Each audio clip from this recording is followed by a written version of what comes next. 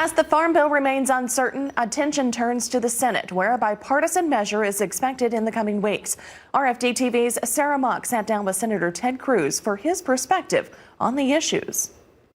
Farm state senators are keeping a close eye on the House version of the Farm Bill. Well, listen, the Farm Bill, what happened last week in the House, that was clearly a significant bump in the road. You know, there is always a tension when the Farm Bill's coming up between the ag side of things like crop insurance that are vital protections for farmers, and the food stamps component of it. And on the food stamp side, as you know, under the Obama administration, food stamp usage skyrocketed. I mean, to massive levels such that 1 in 7 Americans became on food stamps. Cruz says he would support work requirements in a Senate Farm Bill similar to the ones his fellow Texas Representative Mike Conaway built into the House version. You're not helping someone by making them dependent on government and then keeping them dependent on food stamps.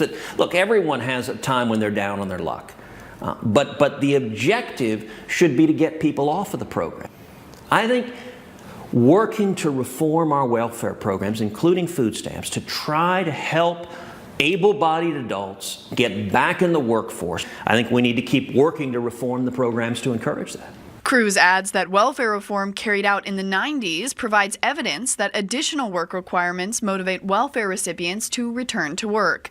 While the divisive debate continues in the House, the Senate remains focused on a bipartisan effort, but concern over getting a farm bill passed before it expires grows. Every day that we don't pass a farm bill, and when we don't get it done by the first week of August, then I think there's an extension.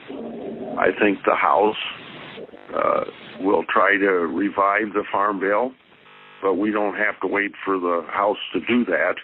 I think in June we're going to have a Farm Bill out of the Senate committee. But Cruz expects the House Farm Bill will continue to lead the conversation. I expect those negotiations to continue, and at the same time in the Senate, Pat Roberts is the Ag Committee chair here. He's working very hard to move a farm bill forward. But I suspect, first of all, we're going to have to see what can pass the House, and that'll play out in the coming weeks. With the House version of the Farm Bill held up in part over a vote on immigration reform, eyes are on whether the Senate will take up the question as well.